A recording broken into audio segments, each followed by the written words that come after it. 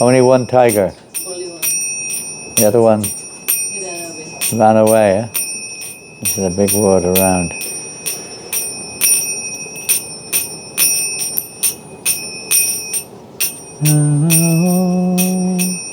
Vishnu Padaya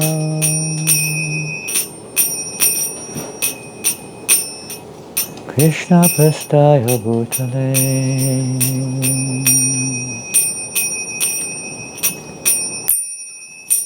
Srimate Bhakti Vedanta Swami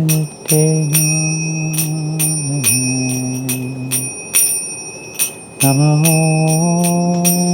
Vishnu Padaya Krishna Prasthaya Bhutale Srimate Bhakti Vedanta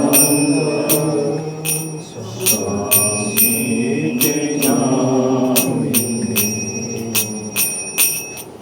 Namaste Saraswati Devi Gauravani Pracharine Nivasesha Sunyavadi Vastachari Satarine Namaste Saraswati Devi Gauravani Pracharine Nirvishesha Sunyavadi Paschatyadesakarine Shri Krishna Chaitanya Prabhu Nityananda Shri Advaita Gadadhar Srivasadi Gauravakta Vindam Shri Krishna Chaitanya Prabhu Nityananda Shri Advaita Gadadhar Srivasadi Gauravakta Vindam Hare Krishna Hare Krishna Krishna Krishna Hare Hare Hare Rama Hare Rama Rama Rama Hare Hare Hare Krishna Hare Krishna Krishna Krishna Hare Hare Hare Rama Hare Rama Rama Rama Hare Hare Hare Krishna Hare Krishna Krishna Krishna Hare Hare Hare Rama Hare Rama Rama Rama Hare Hare Hare Krishna Hare Krishna Krishna Krishna Hare Hare Hare Rama, Hare Rama, Rama Rama, Hare Hare, Hare Krishna, Hare Krishna, Krishna Krishna, Hare Hare, Hare Rama, Hare Rama, Rama Hare Hare, Hare Krishna, Hare Krishna, Krishna Krishna, Hare Hare, Hare Rama, Hare Rama, Rama Rama, Hare Hare, Hare Krishna, Hare Krishna, Krishna Krishna, Hare Hare, Hare Rama, Hare Rama,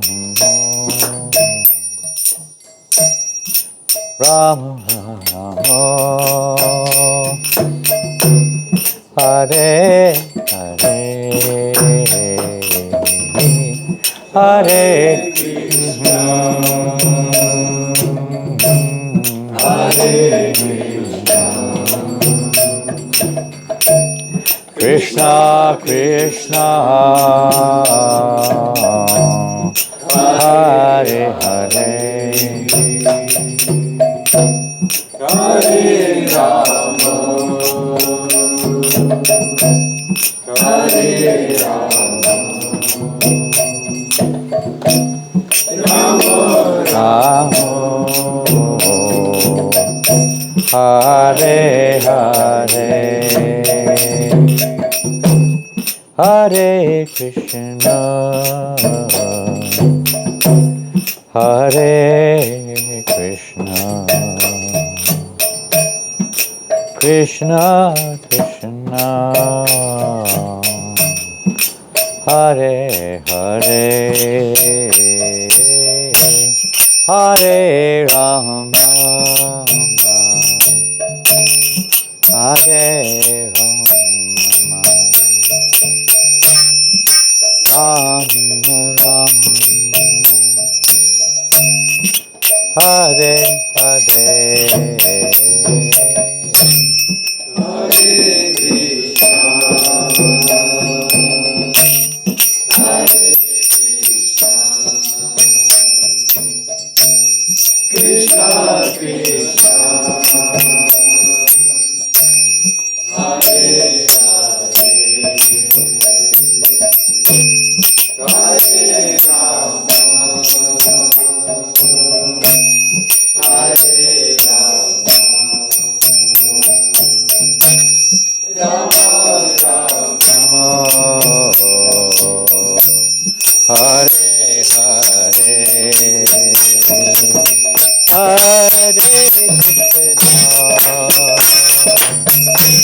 Hare Krishna, Krishna Krishna, Hare Hare, Hare Rama, Hare Rama, Hare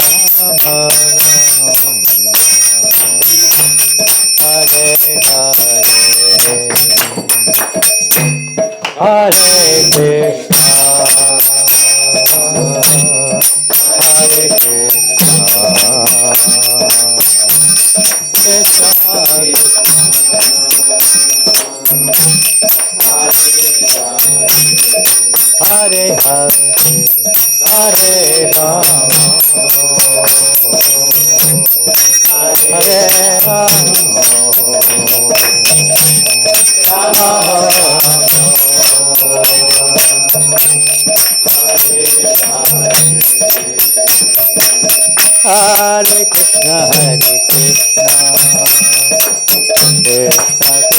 Hare Hare, Hare Rama, Hare Rama, Rama Hare Krishna, Hare Krishna, Krishna Krishna, Hare Hare, Hare Rama, Hare Rama, Rama Rama, Hare Hare, Hare Krishna, Krishna Krishna, Hare Hare, Hare Rama, Hare Rama,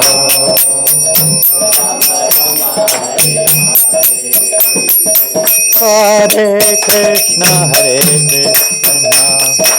Krishna Krishna, Hare Hare, Hare Rama, Hare Rama, Rama Rama, Hare Hare, Hare Krishna, Krishna Krishna, Hare Hare, Hare Rama, Hare Rama,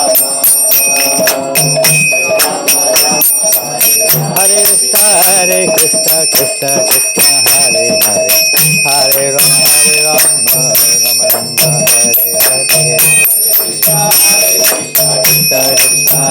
Hare, Hare Rama, Rama Rama, Hare Krishna, Krishna Krishna, Hare Hare, Hare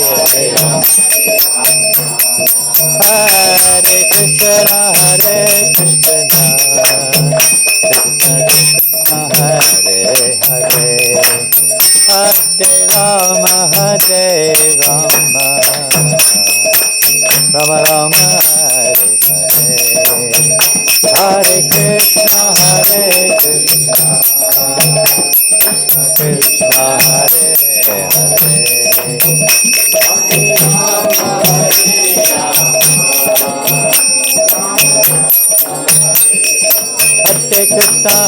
Krishna, Krishna Krishna, Hare Hare, Hare Rama, Rama Rama, Hare Hare, Hare Krishna, Krishna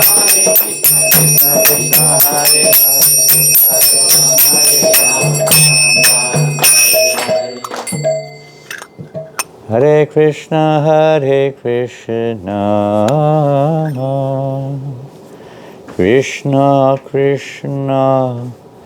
Krishna, Hare Hare, Hare Rama,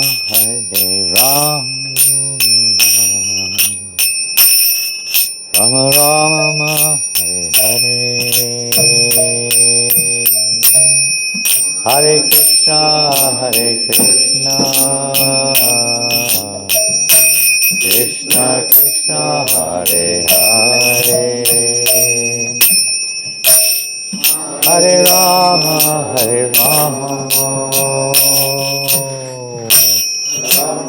Rama,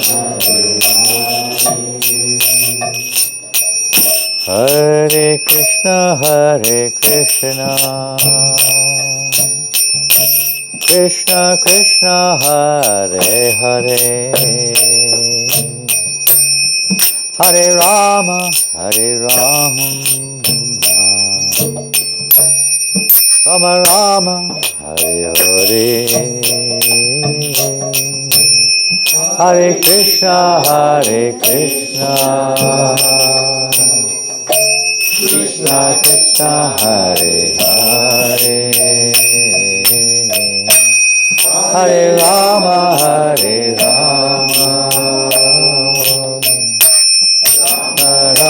Hare Hare Krishna, Hare Krishna, Krishna Krishna, Hare Hare, Hare Rama, Hare Rama, Rama Rama, Hare Hare, Hare Krishna, Hare Krishna, Krishna Krishna, Hare Hare, Hare Rama, Hare Rama,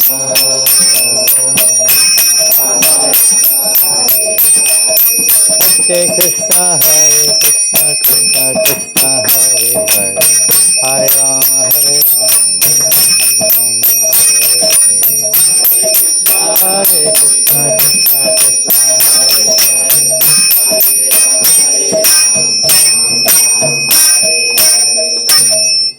Go Premanandi. Shri Prabhupada ki jai. Shri Jagat Baladev Subhadra ki. Radha Krishna's name. What is her name? Radha Raseshwar. Huh? Radha Raseshwar. Radha Raseshwar. Shri Radha Raseshwari ki jai. Go Premanandi. Shri Chaitanya Charitamrita ki jai. Hare Krishna. Can't go wrong reading Chaitanya Charitamrita, the nectarine of Srila Prabhupada's life. Oh, Hari Bol. Dinabandhu.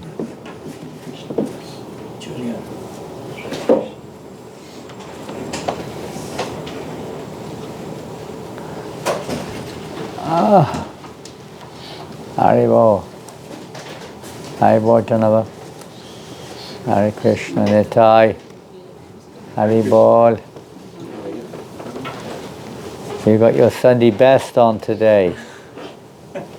Yeah? We used to go to church, you say you put on your Sunday best. Comb your hair, put on your nice clothes. Well, I've opened the book. A beautiful book. You're keeping it so nicely. You're keeping it very nicely. It looks just like new.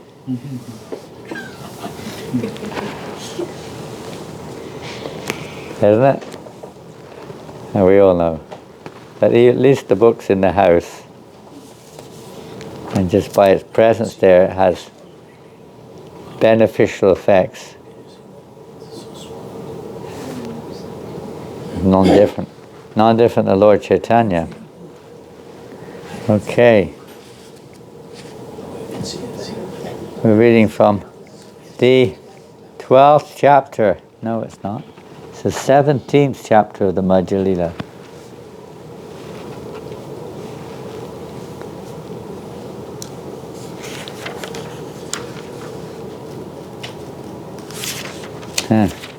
And Lord Chaitanya is traveling to Vrindavan. You see, you're going soon to Vrindavan. This chapter is called Lord Chaitanya Travels to Vrindavan. As you know, he made one attempt. It was, you could say, aborted. He got as far as, what's it called? Natashell. What's it called? Kanai Natashell. Something like that. And then he headed back to Puri again. He didn't proceed on the road. But then he came again later on to attempt to reach Vrindavan. Lord Chaitanya, after taking sannyas, was desiring to go to Vrindavan, but he didn't go for many years. And then eventually, during his 6 years of travel, or in and out of Puri, he went again, journeying to Vrindavan. But this time he made it. But he hasn't made it yet. He's in Varanasi. There was a great Mayavadi sannyasi, Prakashananda Saraswati, who used to teach Vedanta philosophy to a great assembly of followers.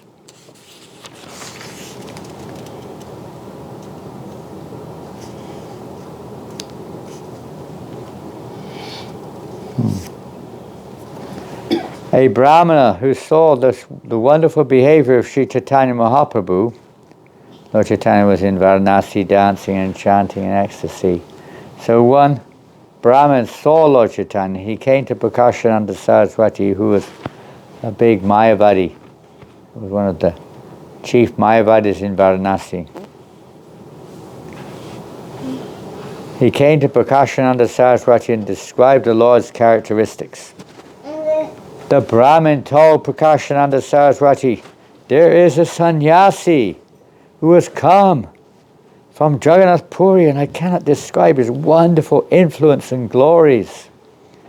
Everything is wonderful about this sannyasi. He has a very well-built and luxuriant body, and his complexion is like purified gold. But his arms, he has arms that extend to his knees. Here he comes. Tiger. Haribo. Haribo, Tiger. Come and sit down. Come on. Oh. Yeah, he ran away. You scared him off. Oh, no. Haribo, don't worry. He came, got darshan, and went away. When one sees all these features, one takes him to be Narayan himself. Whoever sees him immediately begins to chant the holy name of Krishna. We have heard about the symptom of a first-class devotee in the Srimad Bhagavatam, and all those symptoms are manifest in the body of Sri Chaitanya Mahaprabhu. His tongue is always chanting the holy name of Krishna, and from his eyes tears incessantly fall like the flowing Ganges. Sometimes he dances, laughs, sings and cries. Sometimes he roars like a lion. Can you roar like a lion? Can you roar? Come on, Nitai, roar. Ah! Can you do it? Come on, roar. Can you do it? He Ah, often does. I can imagine you'd be a good roarer. His name, Krishna Chaitanya, is all auspicious for the world. Everything about him, his name, form and qualities is unparalleled. Simply by seeing him, one understands that he possesses all the characteristics of the Supreme Personality of Godhead. Such characteristics are certainly uncommon. Who will believe it? Prakashananda Saraswati laughed very much to hear this description. Joking and laughing at the Brahmin, he began to speak as follows. He said, yes, I have heard about him. He is a sannyasi from Bengal, and he is very sentimental. I have also heard that he belongs to the Bharati Sampradaya, for he is a disciple of Keshava Bharati. However, he is only a pretender. Prakashananda Saraswati continued, I know that his name is Chaitanya and that he is accompanied by many sentimentalists. His followers dance with him, and he tours from country to country and village to village. Whoever sees him accepts him as the Supreme Personality of Godhead. Since he is some mystic power by which he hypnotizes people, everyone who sees him becomes illusioned. Sarvabhauma Bhattacharya was a very good learned scholar, but I have heard that he's also become a madman due to his association with this Chaitanya. This Chaitanya is a sannyasi in name only. Actually, he's a first-class magician.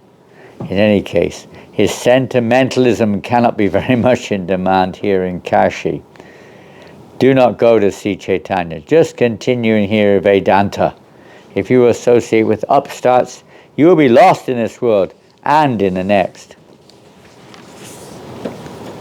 When the Brahmana heard Prakashananda Saraswati speak like this about Sri Chaitanya Mahaprabhu, he became very much grief-stricken. Chanting the holy name of Krishna, he immediately left. What lesson did you learn from that? You learn any lesson?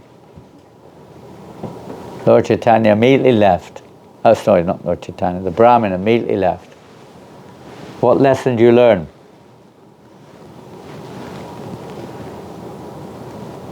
Nothing? No lessons? Why did he leave? one lesson is, although you are so knowledgeable and exalted, if you have arrogance, no humility, that people don't respect.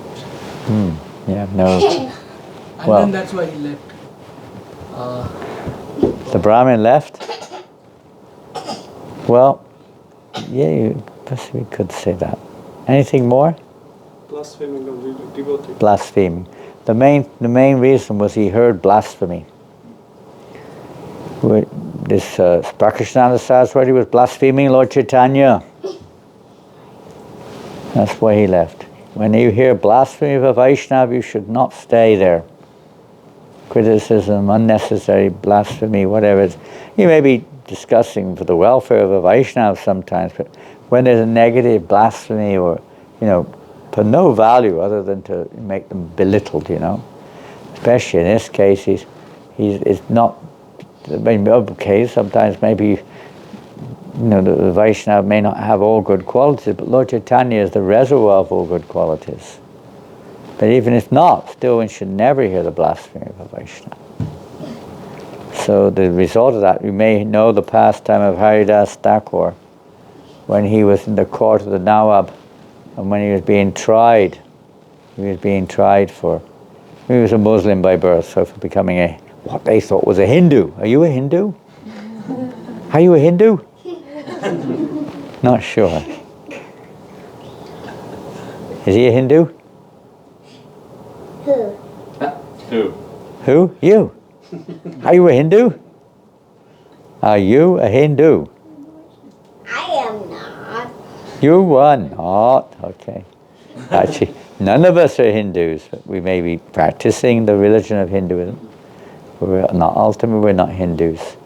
It's like, you can say you're a cricketer, but you're not really a cricketer, are you? I mean, you're playing cricket, but that's not your real identity. Hinduism is a process, like all other religions, to help us to realize who we are. It's not who we are. You're not a Brahmin, you're not a Hindu or a Christian, man or woman. It's to help us to realize our real identities. It's Prakashananda Saraswati. Well, Haridas Thakur, he was born in the so-called Muslim family, so they considered, the Muslims, that he converted to Hinduism. So that was a big crime, big sin in their eyes. So they took him to task, to court. They charged him and tried him, ultimately to sentence him to death, basically, because he was a Muslim, born Muslim. And after he was sentenced to death, of course he didn't die. They tried to kill him, but he didn't die. But then eventually they thought they'd killed him, and then they thought that he was dead, and they threw him in the Ganga they say in their own words, to rot like all the other Hindus. So he floated down the Ganga. Mother Ganga carried him down on her waves and placed him back on the shore he came from, in his cave. So he went back there and carried on as if nothing had happened.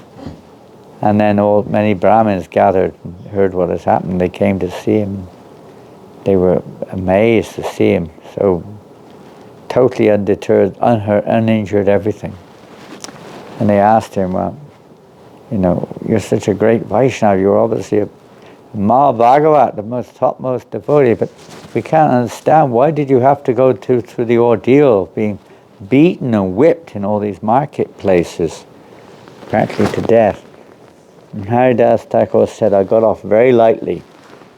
Very lightly. My punishment was very mild. Of course, they couldn't understand what he's meaning.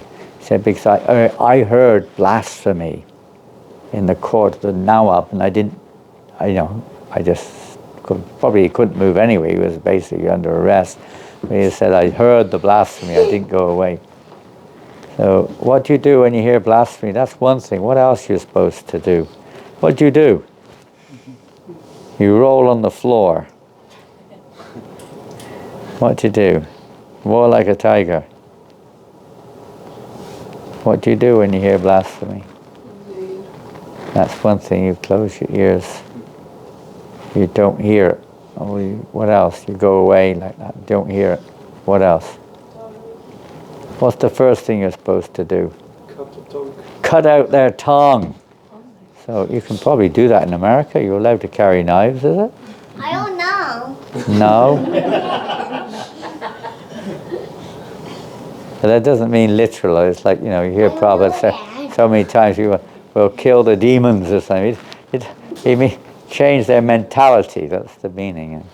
It means defeat their argument, or shut them up, silence them, close them down, like that. But that's not easy. Sometimes it's not at all possible. Quite the opposite. They become even angrier sometimes. So the second thing is actually we're supposed to give up our body. You're supposed to give up your own body. The third thing is you leave. Go away if you can't do either of those. So Prabhupada said you can't do the first, don't do the second, he said. Don't do it. He said if we have to do the second, there'll be nobody left. We'd all be gone, because you hear blasphemy or criticism only too often in this material world, especially this day and age. Even sometimes amongst devotees you hear, criticisms of devotees, undue criticism. You may have heard it from someone, but what our business is what? Simply to spread. It may be true, it may not be true. What benefit is there in spreading bad news? I remember one time when Prabhupada, one of his key servants, sannyasi, fell down from devotional service. Pretty heavy fall down. And Prabhupada didn't say anything. He was very upset, of course, to lose such a wonderful... He came back, by the way, later on. He became a wonderful devotee. But at that time he fell away. And Prabhupada was very upset in that sense. But he wouldn't say anything. He told his servant, don't tell anyone, don't say anything about this. They'll find out if they find out, whatever, but don't make... But his servant didn't follow him. And he told, spread the news, Not just the news he fell down, but what he did, like that. Prabhupada was very, very upset. Very upset. And that other servant who told the news, he fell down from his practice. He came back again also. But for some time he fell away.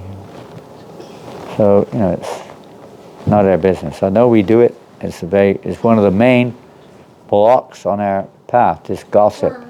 It may be gossip, you could say. We're not on an agenda basis, but we're unnecessarily talking negatively about a devotee. You can talk positively how to help them, if we can, if you don't know how to do it, but not how to bring them down. You have to be very careful of that. So, his Prakrishnananda was envious. It's always a sign of envy, envy. It's the biggest, single most, you could say, enemy of the soul, envy of others, whoever they may be. It comes out in various ways. Sometimes, I get this sometimes feeling when someone's having a hard time, I almost feel some pleasure. Bhaktivinoda Thakur says, my pleasure is when I see others suffer. And my misery is when others are happy. Hopefully we're not quite that bad. But sometimes those type of, feelings come to us, Especially if it's someone we're not too keen on. Somebody who gave us a hard time or something. A pure devotee is a well-wisher of all. Bhakti Siddhanta Maharaj said we should think nothing but the highest welfare for our worst enemy. Even somebody who may be seemingly our enemy, we should only think the best for them. Nice to hear it. It's difficult to apply it, isn't it? Very difficult. You don't know how difficult that is. But we should remember these things. No one is our enemy. Eh? No one can harm you. Bhakti Siddhanta Maharaj said, no one can harm you unless you harm yourself. Nobody. Absolutely no one. They may harm your body. They may emotionally hurt us. But in reality, it's not actually a fact. We're allowing it to happen, or whatever it may be. No one can really harm us. Prahlad Maharaj said a similar thing. You have no enemy except for your own uncontrolled mind. That's all. Nothing, no other enemy. We try to put the excuse on some other factor, some other person, find the fault, blame, whatever it may be. Isn't it? Do you ever get that? I know, it's common with me. Try to avoid it, but it keeps coming. Someone's to blame for my problems, It's a common thing in this modern age. There's a philosophy now which is not spoken by name, but it's practiced pretty much, all over the world, called wokeism. Have you heard I of don't this? know. Woke. What is a wokist thing? What's a wokist? Wow, you a wokist? Are you a wokist? Have we got a wokist here? Nah. No, you're not a wokist. Okay, good. What's a wokist? What do they see? How do they see the world? I don't know. No, you're honest. That means you're not a wokist. I didn't know. Yeah, you're a good boy. You are a very good boy. I don't know. You're a very good boy. How do the wokists see the world? What's a wokist? And generally, You like, wokist? ascribe to very, very left-wing ideologies. Very left-wing ideology, Yes. yeah. And Are you a wokist? feeling Very liberal, right? Yeah, very liberal. Very liberal. Are you a And, wokist? and some sense that the rest of the world needs to kind of catch up to They them. need to catch up with them. They're right. Yes. They're in the center. Pretty much. They're so liberal that unless you agree with them, you're wrong.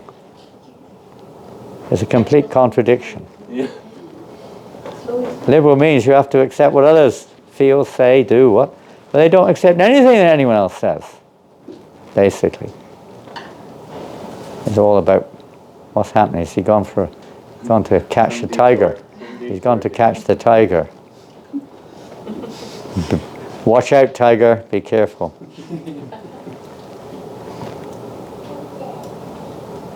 It's a very sort of self-centered philosophy. There's a lot of this getting your own justification, being justified for your problems and so on and so forth. It's not the pure mood, at least, of a devotee. We may feel like that sometimes, but that's not really our business.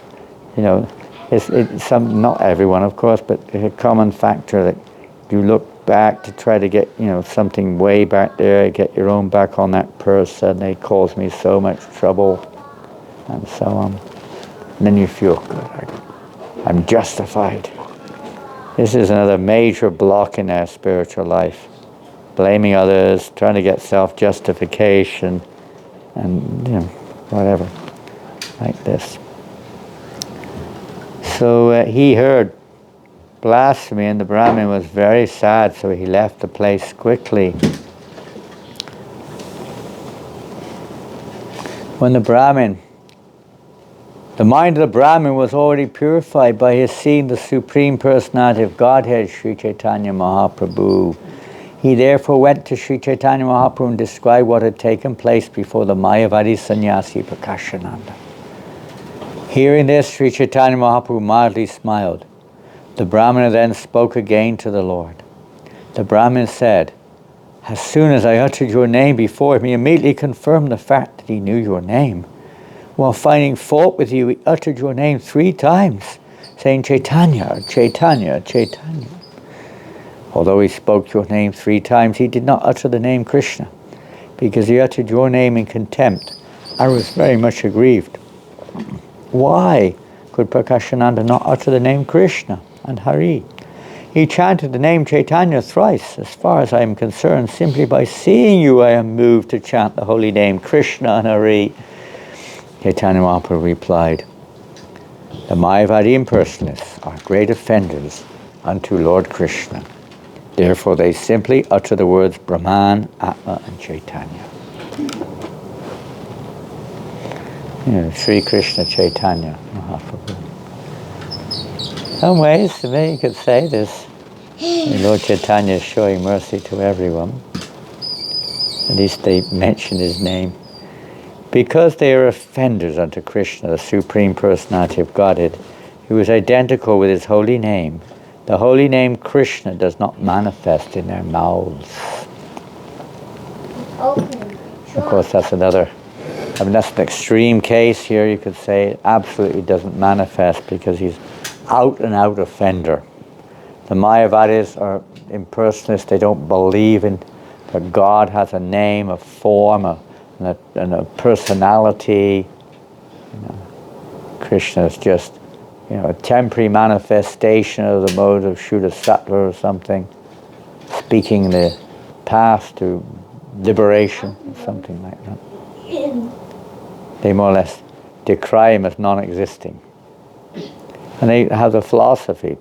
Shankaracharya's philosophy is based on that, more or less on that principle. So in that way they're the greatest blasphemers of the Lord, because it's not just they don't believe in God, or scientists, Richard Dawkins or someone like that, but they actually have a philosophy to dismantle his very existence, to remove him, and it's affected the whole world powerfully. We were discussing yesterday in Philadelphia over lunch, some different topics kept coming up. Everyone brought up a new topic every 2 minutes practically.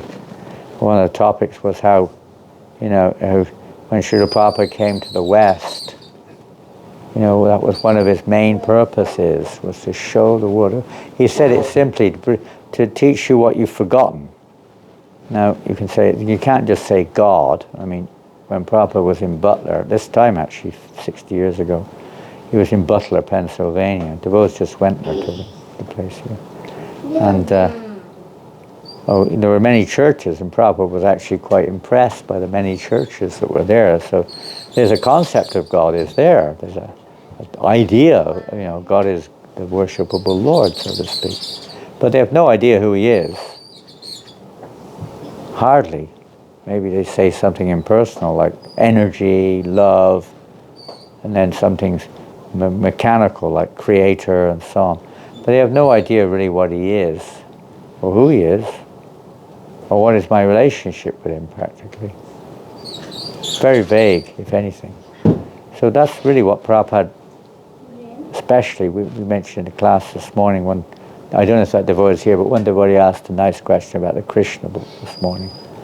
How, Prabhupada was saying we shouldn't jump haphazardly through the Bhagavatam and go here and there, and especially to the 10th canto, which is common, to hear the intimate pastimes of Krishna with the gopis or with Madhya Soda, whatever it is.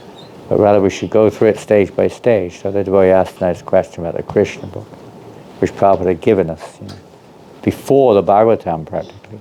Only the first canto was available when the Krishna book came out. So it seems a bit contradictory. Are you okay there? Yes. The knees. It's not, you need a little rest or anything? No. I thought maybe, sometimes we sit in the chair because we're tired, You're okay. I know. Anyone who needs a chair because of the legs or the ankles or anything else, you need a chair, there's one here if you need one. Krishna Priya, you need a chair? Okay. You need a chair? You need a chair? Okay. Because you have a problem with your knees. Okay. So, that was what Prabhupada came to teach, but the Mayavadis, and particularly, Prabhupada said, to defeat this Mayavad philosophy. Particularly. Because they have these are just Maya, as far as they're concerned. These pastimes of Krishna are just Maya. Material, mode of goodness pastimes or something like that. They have no idea that these are eternal pastimes. They have an idea, but they fight against it. They fight against it. It's like this Dawkins, Richard Dawkins. You ever heard of Richard Dawkins? Any of you heard of him? You've heard of him. Any of you have heard of Richard Dawkins or Dawkins? Dawkins. Richard Dawkins. There's Stephen Hawking and Richard Dawkins. They're both from Cambridge in England. One is the number one world scientific atheist. Number one scientist, he's dead now. I don't know if Dawkins is still alive, but Hawkins is dead. He had MND, motor neuron disease, for about 50 years or something before he died. And he was a number one scientist in the world, a real atheist.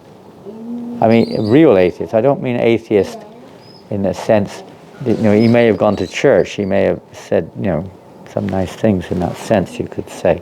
But he was really preaching atheism through science, Heavy, really heavy.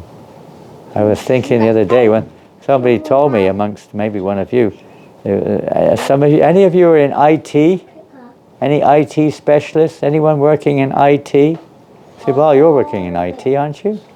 Anyone else in IT? You're in IT. Anyone else in IT? Most of the Indian devotees are in IT, isn't it? Seems like so many of them are in IT. There's lots of other occupations, but recently it seems IT is the big one. And this devotee was telling me that, there's a good chance that artificial intelligence, AI, is going to knock out IT. Is that right?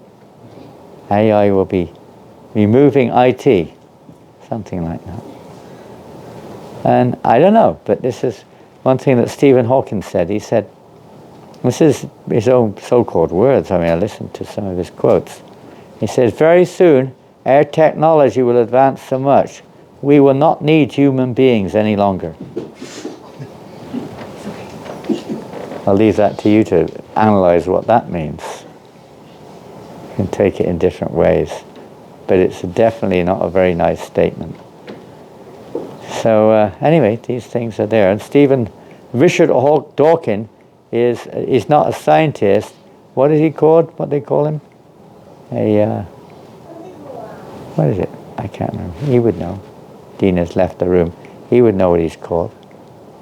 But anyway, he was a complete atheist. He wrote a book, God's Delusion. You've heard that? You don't know. There's not. Indian devotees don't usually know about these things. God's Delusion. The whole book is about, what an illusion the whole idea of God is. And I don't know anyone who's so God conscious as him. He's like Kamsa. Kamsa couldn't get Krishna out of his head for a minute, practically. He tried everything he could to kill him. But he couldn't get rid of him, He just kept coming back again and again and again. Every page, there is no God. The proof that there is no God is this. If there was a God, there would be that. He's on and on and on about God, If there's no God, why waste your time talking about him? It's kind of self-defeating argument in one sense. Talking about nothing, you're an idiot. Something that doesn't exist. Of course, you could say he's trying to help save others from the solution. That would be his justification there. But it's quite amazing how all over the world, even the atheists, they talk about God, And at one time, one of my godbrothers named Krishne Das, he was like a debater. That was like when his expertise was debating. He was a debater before he became a devotee. Debater? They argue over points. So it's like a boxing match or something. It's like in public. So there was this one atheist, and it was in London, and believe it or not, her name was Messrs. Smoker. That was her name, Smoker, like, you smoke a cigarette. Messrs. Smoker. So she was challenging anyone. She was going to challenge, no one could beat her to disprove the existence of God, And so she was challenging anyone to prove that there's a God. So Hare Krishna Das took up her challenge, and it was there in public. I don't know if it's available. It was a long time, 40 years ago. And I don't know if they recorded it or not, but he took up the challenge, and she got so frustrated. She couldn't beat him. She couldn't beat him. They went on for hours. She could not beat him. She tried everything she could, but he was so good, he beat her. And she got so frustrated, and she splurted out, "For God's sake!" Oh, what have I just said? She realized it just came out. For God's sake, They can't avoid it. Even when they're dying, oftentimes they say, "God save me!" Isn't it? Quite often. It's there in everyone's natural in their heart because it's a fact. And they just don't want to know it. That's why we're in this material world. The prisoner, the criminal knows that the government, is in charge, but they don't. They try everything they can to avoid. They want to do their own thing. So this is the nature of this material world. So atheism. But this Mayavadi is even worse because, in many ways, because they actually philosophically and in a very clever way, Shariraka Bhasya, very cleverly, almost easily bewilders people, and this philosophy has come into Christianity, it's come into Islam, it's come into Judaism, it's everywhere. It's like we were discussing over the table yesterday in Philadelphia, how, the Christian's idea, it's partly true, but not completely true. As impersonalism, it's also partly true.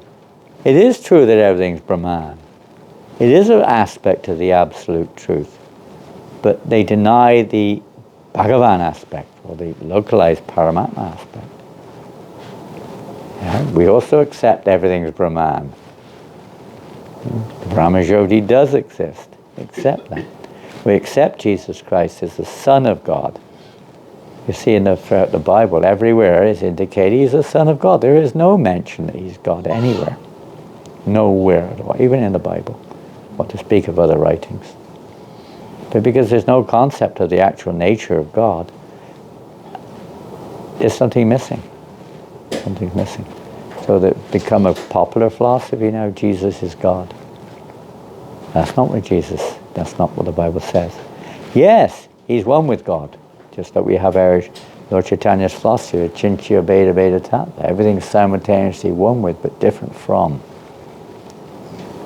You're one with your father in the sense. One with your wife or husband.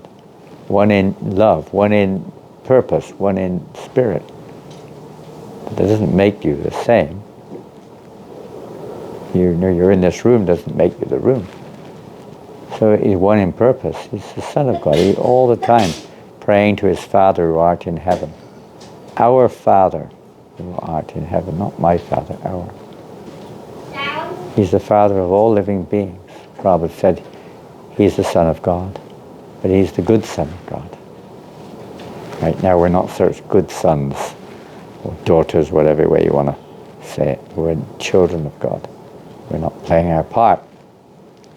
So he came to teach us the right way.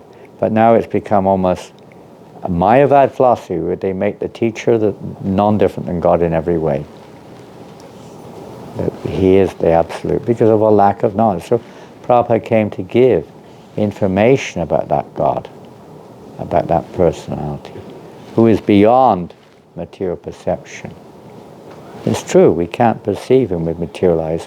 That's why sometimes he comes, and you get those who are around, get a certain amount of perception, or he sends his pure devotees to this world so that they can, you can actually associate, one can relate with them, whether it's Lord Jesus or Srila Prabhupada, and Lord came himself as Chaitanya Mahaprabhu, so many other forms, to help us to understand the nature of our nature and the nature of God.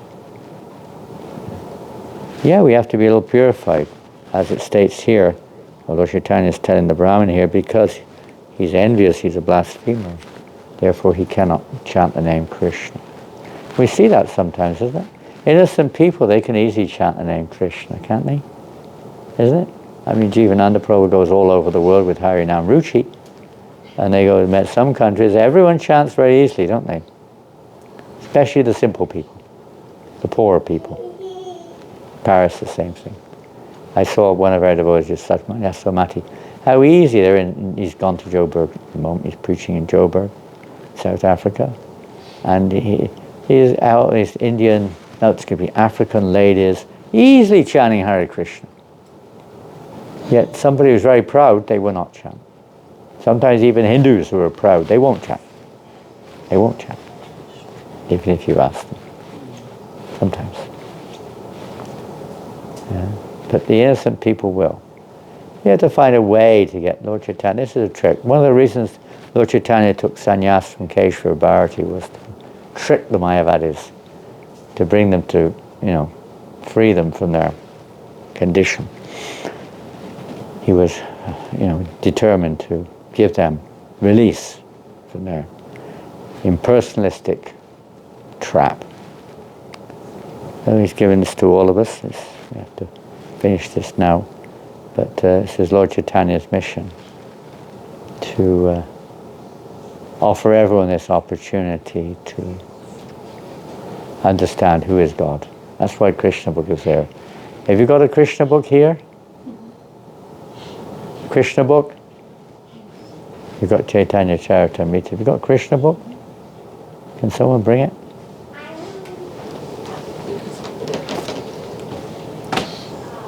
The first one on the left.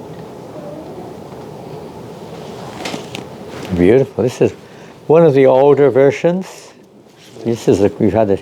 Yeah, you can take that. This is quite old. It cost $8. I presume it's dollars. I don't know. It's got 8 written inside. A magnificent production. For those who have failing eyesight, this is the book for you. It's got nice big print. The books now are so small. The print. This was printed in 1974. So this book is 51 years old. It's older than many of us in this room. Not many, but some of us in this room. 51 years old. There was a previous edition to this, even bigger than this, which was printed in 1970. This is a 74 edition in 3 volumes. This is volume 1. And you can see from the addresses, 38 Tiffany Place, Brooklyn, New York. That was the BBT address in those days, 1974. The temple was in Henry Street, New York.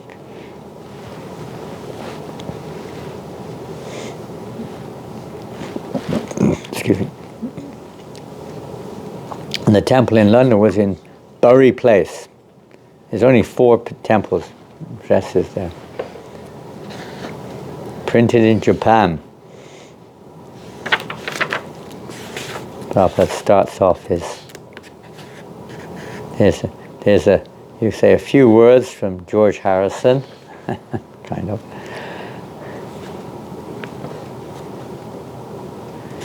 And Prabhupada starts the book off like this. In these Western countries, when someone sees the cover of a book like Krishna, he immediately asks, who is Krishna? Who is the girl with Krishna? The immediate answer is that Krishna is the Supreme Personality of Godhead. How is that? Because it conforms in exact detail to descriptions of the Supreme Being, the Godhead. In other words, Krishna is the Godhead because he is all attractive. That's just the beginning. So the whole introduction is like based on this principle, basically, of Krishna being all attractive.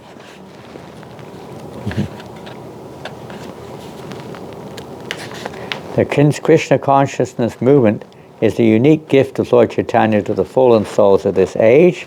It is a very simple method which is actually being carried out during the last 4 years in the Western countries, and there is no doubt that this movement can satisfy the dormant, loving propensities of humanity.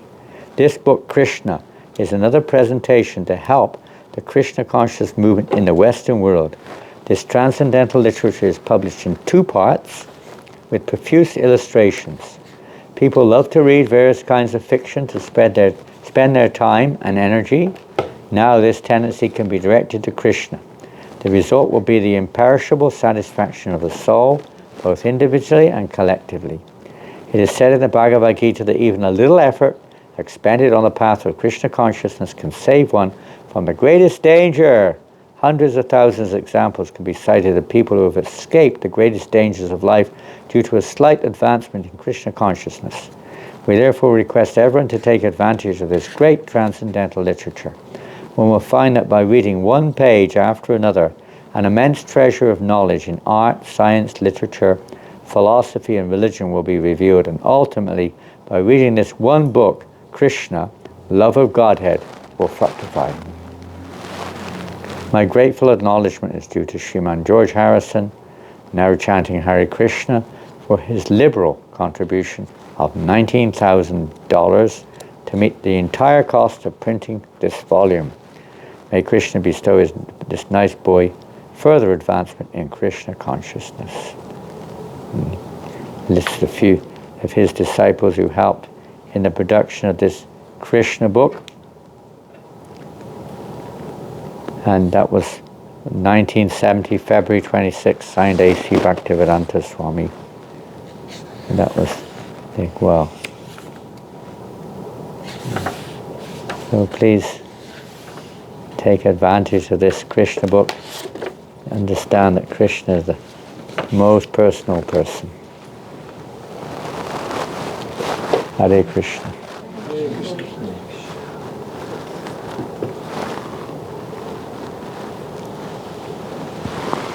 Okay?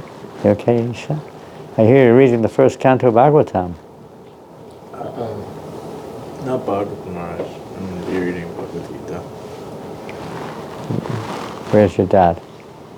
Oh, he has a book. He has the first and the second canto. Oh, you have them in your head. You're not reading them yet. I haven't started yet. Not yet. Still read the Gita. When are you going to start the Bhagavatam? Maybe end of this year, End. January. They're going to take a long time to go through it. You should get him his own Bhagavatam set. You got a room? You have your own room? Yeah. You should get him a set, Bhagavatams. How did the Bhadra campaign go here in New Jersey? How did you do? How did you all do in the Bhadra campaign, distributing Bhagavatams? What was the total figure?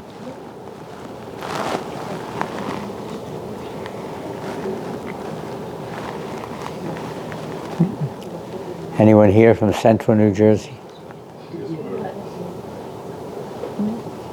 Anybody know? Okay, you'll find out tonight.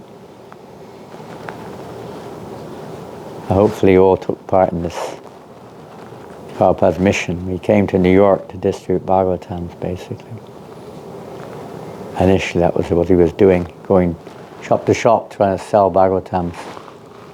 And most people thought that was what Prabhupada's purpose of coming was, to raise funds to print Bhagavatam, which is certainly one of his purposes. He had a bigger purpose.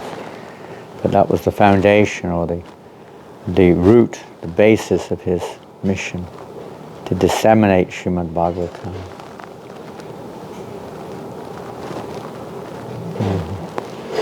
We should all assist Prabhupada in his mission. That's what we're here for. Try to see if you'd be a part of this. Now we're in the Live to Give campaign. We'll talk about that tonight. Hare Krishna.